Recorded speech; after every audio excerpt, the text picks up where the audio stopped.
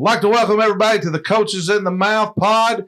Got Jeff Williams here along with Coach Bray Cook and the Mouth Print Bender. We've got a special guest coming on today, the head hog, Coach Sam Pittman. Let's go with you, Bray. What do you want to hear from Coach Pittman? Well, I'm excited to have Coach on the podcast. It's pretty cool. Obviously, played for him for 2 years, 2013 and 14, and the impact that he's had on me, my playing career, really just Arkansas, the whole state. I mean, he's done a great job, and it's been fun to follow his career. And it's pretty cool that he's going to jump on here with us and talk some ball and maybe tell some cool stories. Well, and one thing he's been talking about, and I'll ask Brent about this, is toughness and physicality. You can tell they've got together as a staff and really pushing that with the players. Brent, what are you looking forward to? And don't say special teams. I won't say special teams because you said I had to wait 3 weeks even during the regular season before I could say it. So I'm just looking forward to hearing about where what Coach Pittman's excited for us to see when practice starts tomorrow morning. I want to see just how much more, because he said that he wanted us to get more physical than we were the previous year, and I thought we were pretty physical, but obviously not physical enough.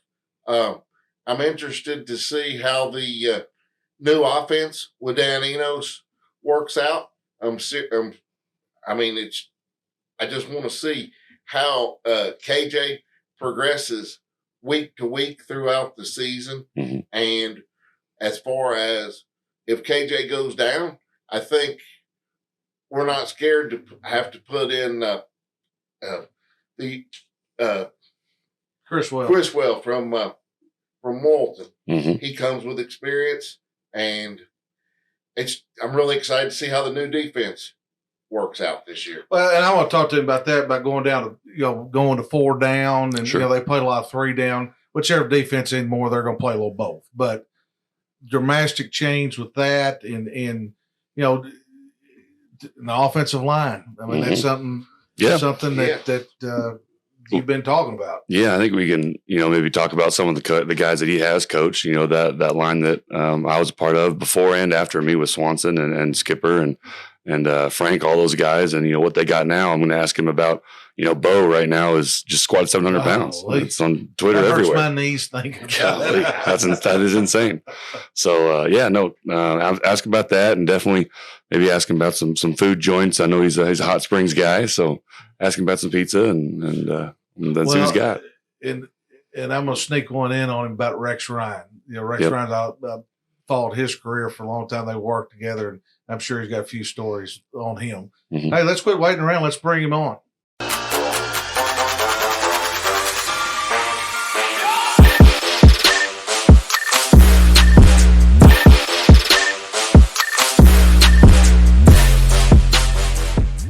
Our BSN guest, the head hog himself, Coach Sam Pittman.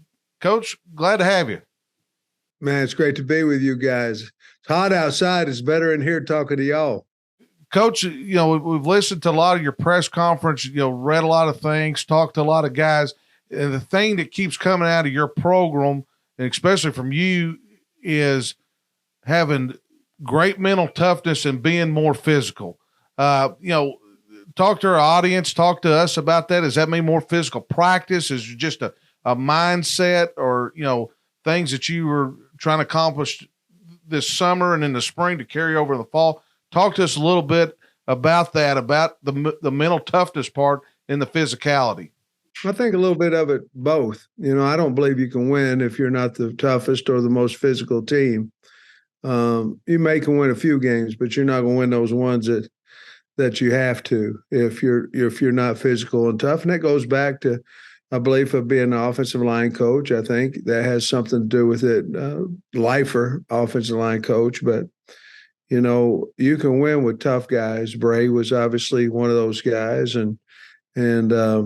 but to be honest with you, you just need one, and then he'll get 2, and then 2 will get 3, but you got to have that guy that's tough all the time, and he's physical all the time. And if you get that, it'll spread like like fire, but you've got to start with somebody. And I think we've got several guys on our team, but that's what we're talking about, the playing harder than our opponent, playing more physical and being tough out there. That's how we win at Arkansas.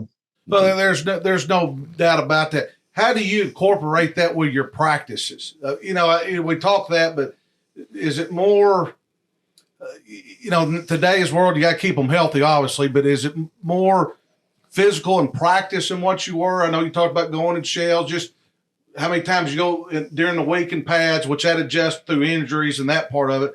But do you adjust your practices to build that? Well, I think, there was a survey that a guy showed us at the SEC Media Day, and it said the ones that had the healthiest team are the ones that are winning the Super Bowl. Well, there's a lot to that. They also have Mahomes and those guys too. There's a lot to be said about that. Obviously, we want to stay up. We want to stay off the ground and all those type things. But I made a big mistake, in my opinion, about thudding last year. I didn't scrimmage in the spring, and I didn't finish scrimmage in the fall. And, we had a good football team. We just lost 4 games by 9 points. And so you go back and you start thinking, well, you have to go situational. You have to go short yardage. You have to go goal line. You have to do all this. You got to get a strength coach in here that can get us bigger and stronger and faster and all those type things. But the bottom line is, if you don't scrimmage, it's really hard to preach the toughness part of it. It's also very hard to beat somebody out if you're not scrimmaging. I mean, it just is. Now, offensive linemen, defensive linemen, to a degree, they are in a live scrimmage, no matter if it's tackled to the ground or not. But I still think you'll find your better offensive lineman when you scrimmage. You'll find a guy that's better on a Saturday than he is Monday through Friday. And you can't wait till the season starts to do that. So that's the answer about all that. Coach, let's get into your coaching staff a little bit, bringing in new offense coordinator, Coach Enos, and new guys on defense. One thing I looked at your staff is, I've lived in Arkansas for 50 years and kept up with Razorback football. Usually there's usually a staff member with strong Arkansas ties. You have strong Arkansas ties. Deke Adams has strong Arkansas ties because he worked at Ouachita for a few years. Does that even matter anymore? I mean, with the national recruiting, with the portal, with the exposure that kids have to colleges and your staff and other staff, does that even matter anymore? I think on my first staff, there were some concerns. It was, I needed someone my biggest concern is I wanted to hire guys that'd been in the SEC. Number one, I wanted them to be good men and know how to talk and relate to kids. The next thing on that list was you got to be a good recruiter. Now, hopefully with my ties here in Arkansas that we've got a good rapport with the high school coaches. But when I hire, it's got to be about the person, who's the person we're bringing in. And then it goes to, can they recruit?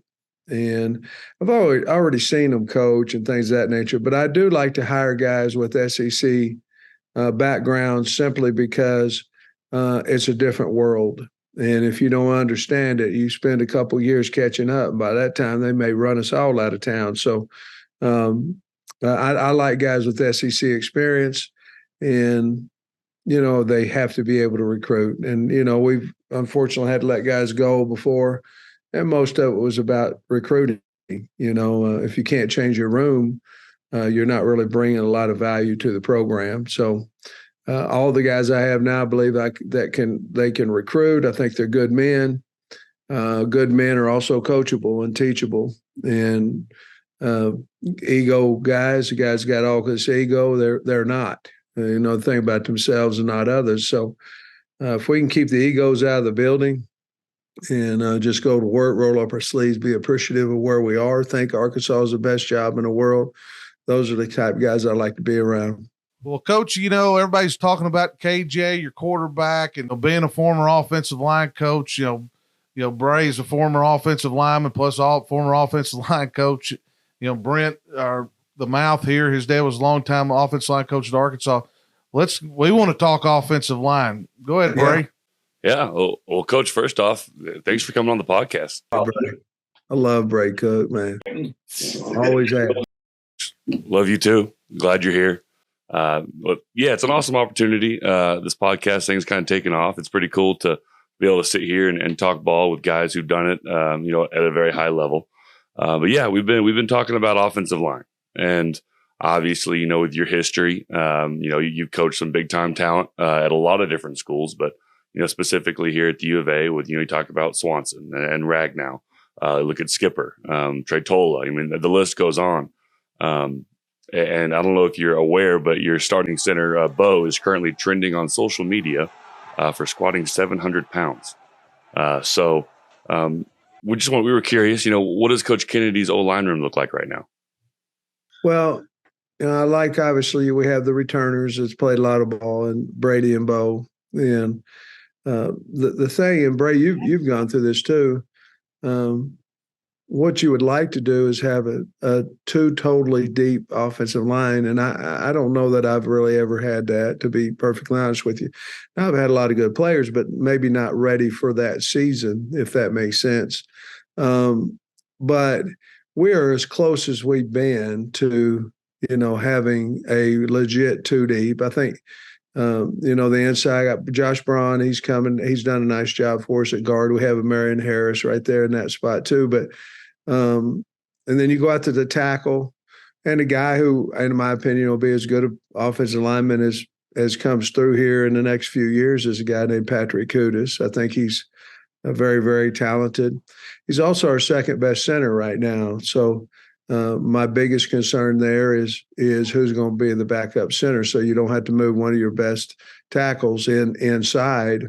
Obviously there's a lot of value at all positions, but especially your tackles and your center. And so that one there, Maury Wiggins, we went and got him out of Coffeyville. We've got Josh Street, who we believe can play that position too, along with Kudus. At the left tackle, Devin Manuel's a guy, they only weighed 280. He weighed about 400 when he walked in the building. He got to liking how he looks and all that. He got down to 280 and it was hard for him to stop a bull and things of that nature. Now he's back to 310. He's really, really talented. I like him a lot. He's long. And, behind him's Chamblee. And Chamblee's young, but young doesn't always mean you can't play. It just means you're young, haven't played. And so I like that group of guys, to be perfectly honest with you. Tykees Crawford is another guy that I think has an opportunity to start for us. He's big. He's the fastest offensive lineman we have. He's had some injury problems, but I believe he's very, very talented. And so I think he's going to have to work in that mix somewhere. And so I like them, and they're tough and big and strong. I think Bo and, Bray, you've been on many different lines, and, they change every year because, guys graduate. But, they're not a little bit like you. They're not real vocal, but they are guys that people look up to because of the work ethic and how tough they are and how mentally strong they are and how you can count on them each and every day. And those are the kind of leaders that they are, kind of. But I do like them. I like Coach Kennedy. I think Coach Kennedy's a real outstanding offensive line coach. So I like that group, even though a couple of them haven't played much ball in their career. I think they're good players, and we all needed a place to start. I do like the fact that we're starting with talented, athletic guys, though. You hit it right on the money. I mean, every single year, your offensive line changes. And, looking back at it, I was very fortunate to be able to play with some big time leaders at that center position. Specifically, you look at Swanson, Ragnow, and Mitch Smothers, guys who were physically talented enough to do what you asked them to do. But more than that, they were smart enough to get the rest of us, in line. One of the things that we've implemented that we had a lot of success with whenever you were at Arkansas your first go around was the blood call. So is that something y'all still do down in Fayetteville? Absolutely. You don't have to be right. You just can't be wrong. You can't not see it. It may not happen when it happens, but there's definitely some pressure coming if you're talking about it, and you more importantly, Bray, to be honest with you, you're looking for it, and that's with just having that call, that means you're getting your guys to understand ball, and you're also getting them to look for it. And a lot of times those calls like that happen for the pass game, but to be honest with you, man, what an advantage it is in the run game if you know that lineman's moving away from that blood call. And but yes, absolutely, we're still doing that kind of thing, and I think it's helped us over the years. You're selling yourself a little short, Bray. You're a hell of a player too, and I tell you, you could count on you, and that you don't have any idea. Yeah, you do. You're coaching, how valuable that is as well. Yeah, no, absolutely. Coach Bender.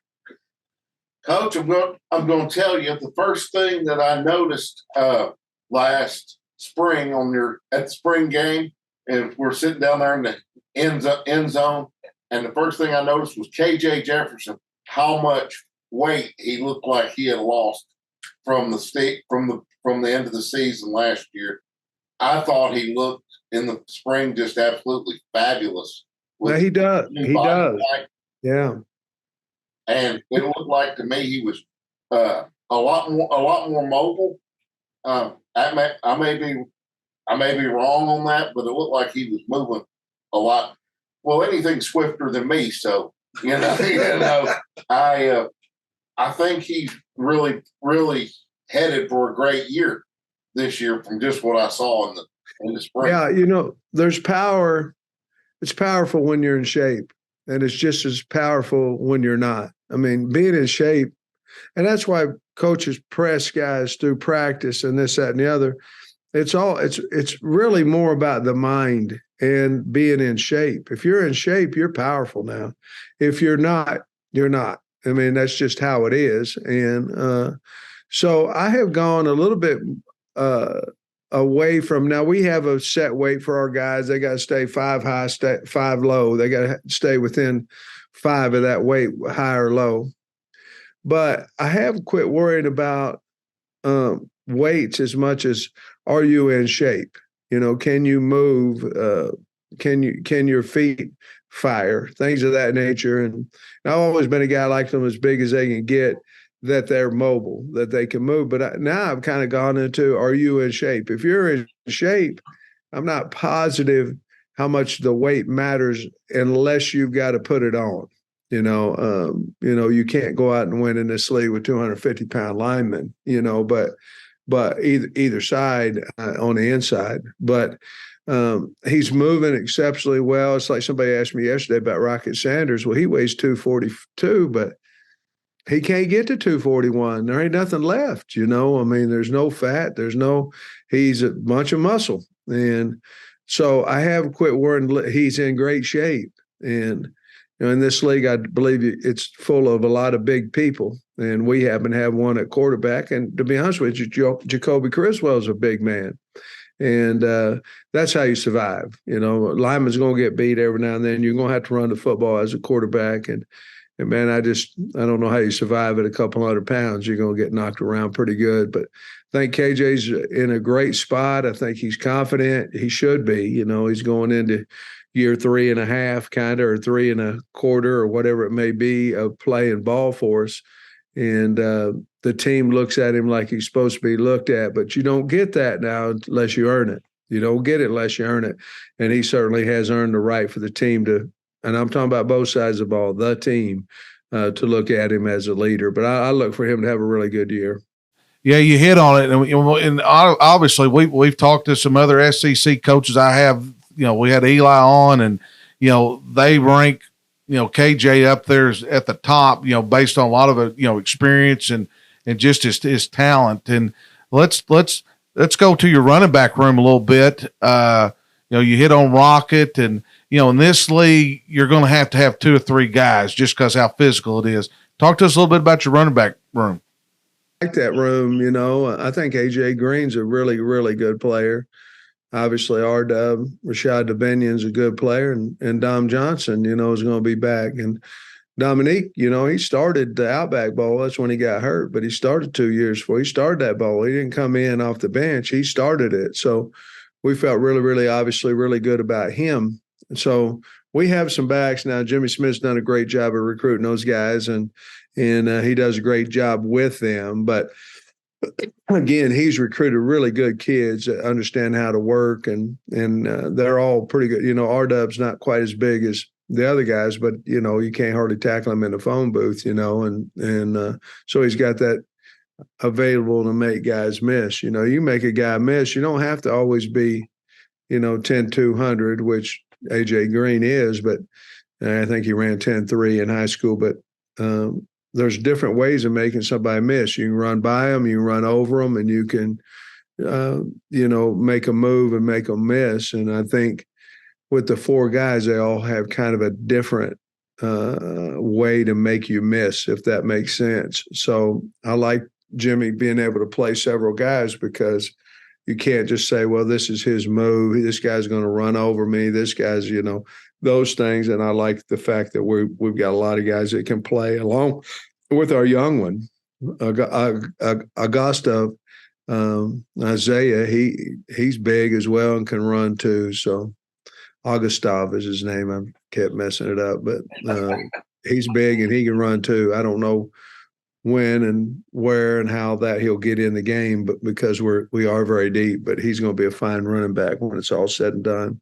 Well, let's go to the defensive side. I mean, a lot of changes, going to a 4-man front, 4-3, that thing looks like, boy, it's really trending back, talking to some people and just watching the 4-3 is making a comeback. Did going to 4 down, did that just fit your team better, or were you looking to do that? Well, I think Travis Williams was the perfect guy for us because he was running a 4-down scheme. In other words, you could be an odd look, but you're going to have that buck standing up as well. So as I'm watching tape and trying to figure out who I'm going to ask to be a D coordinator, I wanted to be able to run some type of a four-man front. You can't run a 4-man front if you can't recruit 4 guys that can play. And so the two things about T-Will, and that's nothing against anybody. That's just, we won a lot of games in a 3-man front, but I wanted to change it. When Barry went to UNLV, I thought, well, it gives us a chance to change. And so obviously T-Will can recruit. But I tell you, the Deke's done a great job of bringing in these guys. We're as deep as I can remember, being here at Arkansas. And we've had some really good lines, when Bray was playing here and before those times. But we're deep on the D line. That's a lot of credit to Deke Adams and those guys. But we're big and we're deep. So we're able to get in the 4-man front. And I think we're going to be I know we are. I know we're going to be pretty good 2 deep over there. Well, Coach, let's go in a little different direction here. You talk to us a little bit about your defensive line. Number one, let's talk to our audience about how hard it is to find those guys. And talk to us when, Coach Adams goes in and what is he looking for in a defensive lineman? Obviously size and speed, but talk to our audience how there's just not a lot of those guys around and everybody's wanting the same guys. There are not a lot of them, and there's a lot of teams that want them, so there's your problem. And, but, I feel like here,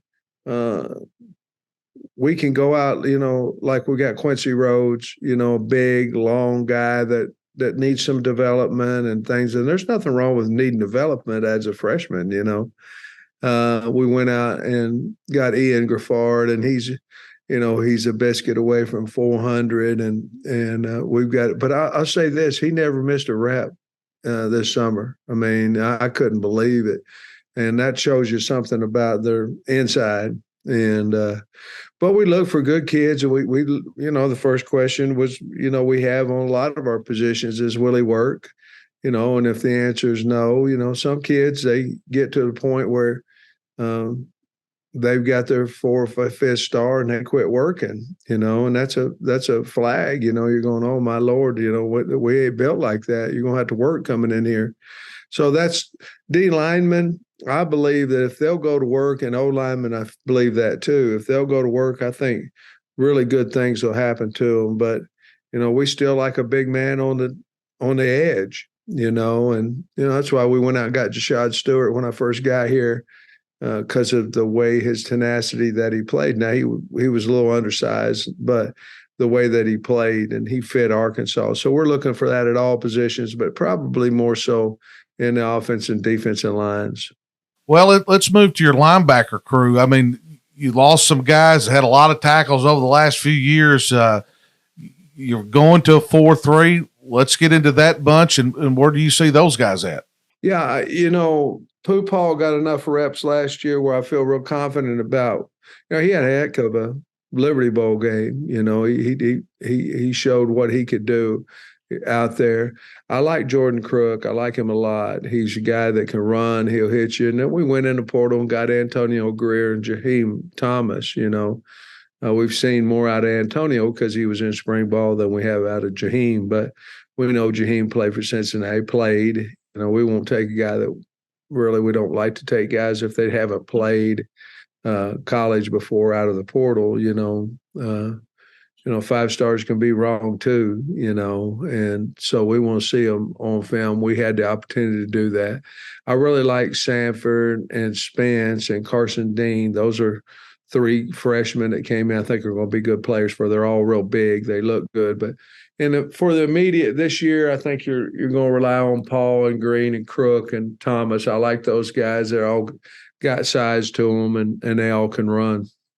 Well, let's go to your back end. I've listening and reading, you want some corners so you can play man coverage, because obviously if you play man coverage, you can do a lot of different things on defense. Let's get to the secondary group. Well, yeah, I mean, you only have 2 corners and you have 3 safeties if you're counting the hog position, which is a hybrid will linebacker, Sam linebacker, however you want to look at it. So I feel good. We'll see what happens, but I feel good about our corner situation. I do.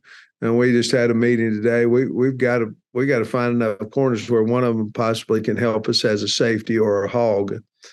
I never thought I'd say that, in years past, but I think we're a little more talented at corner right now, depth-wise, than what we would be at safety. And that's not saying we don't have good safeties, because we do, but I think overall depth and talent, we're a little heavier at corner right now than where we are at safety as far as experience. I'm not saying we don't have guys who can play. So I like that group. I think they've done a nice job of recruiting back there. Ben's done a nice job of developing the guys that came back. I think Jaden Johnson and Jaden Lewis, and of course Malik Chavis and Hudson Clark. All those guys have had Nudie, those guys that we had before, and then we added probably 5 or 6 guys in that group to see, and the young guys, Metcalf and Braxton and on and on. Those guys are going to be really good players for us too. It may need to be this year. Well, Coach, I'm going to flip gears on you. I know it's fall camp is here and it's 120 degrees outside, and I'm sure you're kind of focused up. But how was your summer? How's Miss Jamie doing? Were you able to get out of Fayetteville at all this summer or take any trips? I did. She's doing great. I think she had a good summer. Our house braid finally got done at Hot Springs. So, I love it. We have a pool down there and deep enough where you don't have to see me, and so I'll get in there but the pool's done, the house is done. And, we go down there and we keep saying, man, we need to go on vacation. Well, hell, we already on vacation, so didn't go much anywhere. I love music, so I went to a few concerts and things of that nature, but it's not too far. The other thing about Two Braes is if you're in Hot Springs and something, goes, you need to be back, something happens and you need to be back for whatever reason, it's 3 hours and you can get back. It's not like, you're out of the country or something like that. So I am a little more comfortable with just being in Hot Springs and enjoying, our home down there and enjoy the people of Arkansas. Yeah, well, I love it down there too, Coach. And there's really several great spots to get some food. One of my personal favorites, DeLuca's, down in Hot Springs. But where are the people of Arkansas going to run into you down there, Coach? Well, not as much off the water. I mean, I'm an on the water guy. But my favorite, I love Sam's Pizza. And so, I tell you what, I love boating somewhere and getting off the boat and going off the boat into a restaurant. I don't know. I just think that's the greatest thing in the world, And, we spend a little time over there at Bubba's Brew. Those are probably our two hot spots, No, and of course, well, in the off season when the lake isn't available, if you want to find me and I'm down there on a Saturday, I'll be at Oaklawn. Other days I won't, but if it's a good, a stakes race or something and I'm down there, I like to go to that too. Absolutely. Very, very important. You definitely got to get away, and Hot Springs is absolutely a great spot to do it at. Amen. I do like DeLuca's too. Oh, it's phenomenal. A lot. Yeah. There's a lot of places down there. Colorado Grill, man, it's really great food. I mean, there's a lot of places down there. I try to frequent all of them. That's why I have such a hard time weight-wise. And I come back, I lose my weight during the season, and I go down there, and God dang it, hard on me. It's hard on everybody, Coach. We're all big guys, and we fight that weight just like everybody else. Yeah, I'll tell you what. Actually, I looked down. I'm wearing Dan Skipper's shirt right now, and he weighed about 20 more pounds than I did when we were playing. So if that tells you anything. Well, it's fitting you well, though. It looks good on you, though, Brett. Phil, thank you. I think Dan Skipper wore his weight a little bit better than I do, but I appreciate it. Coach, let's change the subject here. Let's talk a little bit about the RFCA, or High School Coach Association. You guys have been so valuable to that. I mean, your staff's always came in open arms. You've been a great asset to it. Obviously, when you speak, you're at the clinic. It's the most attended session we have. Over 1,000 high school coaches come in and listen to you speak. Talk to us a little bit about what the RFCA means to your staff and what it means to you. Well, it'd be very disrespectful for us not to show respect. Very. And we ain't going to do that. Now, we respect the high school coaches, and we're going to, there's a difference in talking it and showing it, and so we're at every meeting that they have there. Every time a high school coach talks, we're going to be there, whether it be the breakout sessions. I do think the clinic does a great job.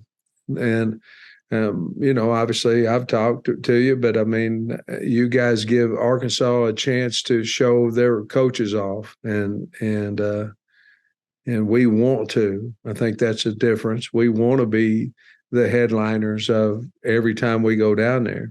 And the state of coaches have been unbelievably good to us. I think at times when we lose a recruit, the coach gets in trouble, whatever. Hell, that ain't the coach's fault. We just lost him. We're working hard at it. We just lost him.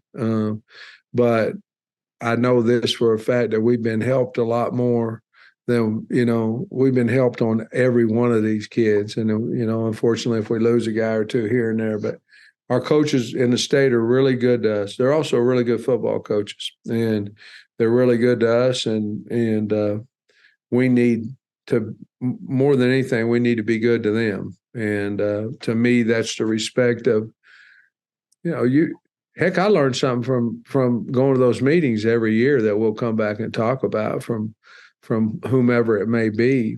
So we're going down there to learn first and foremost, and then we're going down there to show the guys the respect that they deserve. And it's been noticed. I mean, you just said it. We're not doing it to get noticed. We're doing it because it's the right thing to do. Well, Coach, we appreciate your staff coming in with open arms. I've worked that clinic for a long time, seen staffs come and go, and your staff has been outstanding at for the ARFCA, and it's a big deal for Arkansas high school coaches. We get a kid y'all sign, and it's a lot of fun to go watch those kids play. Let's change a little bit here. The landscape of college football. I mean, obviously you got Oklahoma in the SEC and Texas coming in the league. Looks like Florida State just put a for sale sign up in their front yard about the ACC. You're seeing the Pac-12, just people going everywhere. And we've talked to other coaches about this. Do you see 1 to 2 mega conference and everybody else just find their way? Tell us what you see with that. I would think so. Yeah, I would think so. You're looking at, with NIL coming in and all, you look at your budget and you make X amount of dollars, but yet your budget is obviously affected by NIL. And so I think there's just some schools that they can't afford it, and so I do think I agree with you. I think there'll probably be 3, maybe even 2 at some point, mega conferences and however it makes the game better, whatever that may be. It's just whatever makes the game better. And we can talk for hours whether we believe this makes it better, that makes it better, all those type things. And luckily, I'm not the decision maker on that. I do know this, that there's not a whole lot of teams in the country. There are some, but there's not a whole lot of teams in the country that are scary to come into the league. I mean, we've already got them. And so I don't know that's going to affect our scheduling or our record or anything like that. I think they'll still have non-conference games and stuff like that. But the addition of Oklahoma and Texas, man, it put pressure on every league because obviously they were, for the most part, year in and year out, the 2 best in their conference, and for them to leave and come to the SEC, big deal. I love it because the proximity. You're not looking at our league as we're going out to California and New York City, to play football games.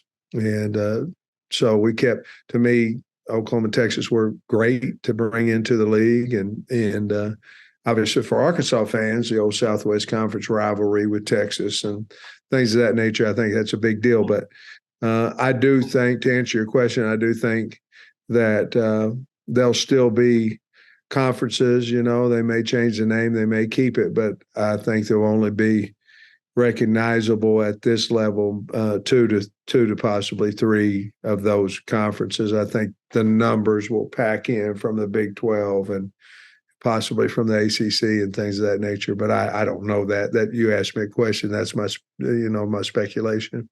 Exactly. Rick? Coach, I want to tell you, first and foremost, you're doing a wonderful job with this program. I mean, to grab us from where we were when you got here 4 years ago. December, going on 4 now. Correct? Going on 4. 3 seasons. We were like coffee grounds out of the Mr. Coffee. You know what I mean? There wasn't much there for us. And the first year, through COVID and everything, I mean, we battled our tails off and had a 3-7 season. And golly, I was so excited for that because after what we had been through the previous 2 years, I mean, we had blown so many gaskets and popped so many engines, it wasn't even funny. And then the next year we go 9-4, and I said, all right. And then this past year, 7-6. But goodness gracious, we were 9 points away from winning 9 games. And I'm going to tell you just before I go that the one thing that makes me so proud of you as a head coach is you, like my dad, was just a regular old offensive line coach, right? Y'all just got down in the trenches and got after it. And I'm so proud for you because you set the standard for offensive line coaches. It's okay. You can't hire them for a head coach now. And that's really good. And I'll leave you with this. When you were here as assistant coach with Coach Pittman, I was asking my dad about you. He said, "Oh, that's Sam. He's a damn good coach. I'm just going to tell you." I said, "Is he good? Is he good as you?" He said, "I put him up with me." Yeah. He said, "I put him up there with me. I sure would." And then when you left to go to Georgia, he said, "We replaced a Ferrari with a Yugo. It's not going to go good for us." But we're happy to have you. Glad you enjoy. My parents enjoyed their house at Hot Springs on Lake Hamilton too. They love driving up the wharf and hopping off the boat and saying, "Wonder what other people are doing now when we're driving around in the boat and eating dinner." That's pretty good.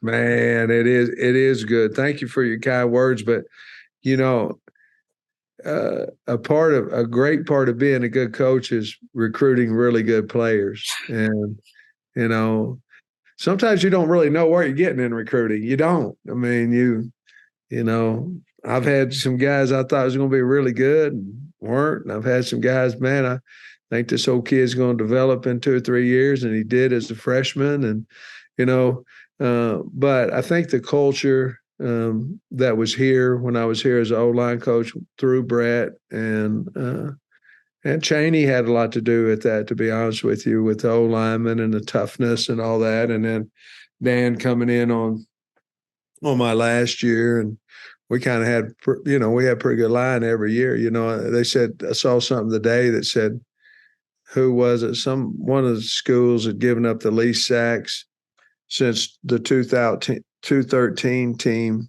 at the Arkansas Razorbacks, you know, and that was my first year, I think Bray's junior year, if I'm correct. And, but so we've always had, you know, we're always able to do that with the offensive line, but it's because, you know, we're able to get to good players, you know. All right, Coach, we're going to get you off here, but I got one last question. We're doing some research and ran across that you and the former head coach of the New York Jets, Rex Ryan, are really good friends. I as a coach, I followed Rex all over the country at clinics and listened to what an entertaining guy. What a great football coach. And you got to give us at least one Rex Ryan story before you get off here. Well, he called me over to build his kids a fort, and he can't drive it now. He can't even pick up a hammer. And so we went over there and we built that fort. And his line was, you know, because Oklahoma, we was at OU together. We was at Cincinnati together, and we was at Oklahoma together. And his line was, you know, tornado might come through and take out the house, but they ain't going to move that damn fort. It was so heavy. And we went on a recruiting trip, and I go to pick him up. We're leaving for a week. He comes out in a pair of sweatsuit and a Walmart bag. It's got some underwear in there, some toothpaste. And I said, "Hell, we're going to be gone for a week." He said, "Oh, Pittman, I'll just wear your stuff," you know. And that's how he traveled. So then he gets to the Ravens, and he calls me. And he said, "Hey, man, you got to come up here. I'll pay your flight up here. We'll go out. We'll see the Orioles play and different things and go down to ESPN, all that kind of stuff." And he said, "I'll fly you out, but you got to build a fort." So we went out there. Well, this fort was like Fort Knox, man. This thing was like 3 levels. He took it to a new level, had a rope thing, slide on, all kinds of stuff. And then we went out there. I about was throwing up. It was so hot. And so we went up there and did that. But I love Rex Ryan. I always have. Wonderful person. Car dealer took my car when I was at Oklahoma, and he loaned me his. So I get back and forth to school, and Jamie could have him. He's got a wonderful heart. It's good a man, gold. He's gold, and good a man as you'll ever want to be around. Well, Coach, we appreciate you coming on. Thank you for taking time. Hey, we're rooting for you, and go Hogs. Go Hogs. Thanks, Coach. Good to see y'all. Hey, if you liked our show, please make sure you hit the like button and hit subscribe button. Bray, tell our audience how they can find our podcast at other spots and follow us on social media. Yeah, you know, our podcast is streaming on really anywhere that you follow any podcasts. We are on YouTube at Coaches in the Mouth Pod. Go on there, search us.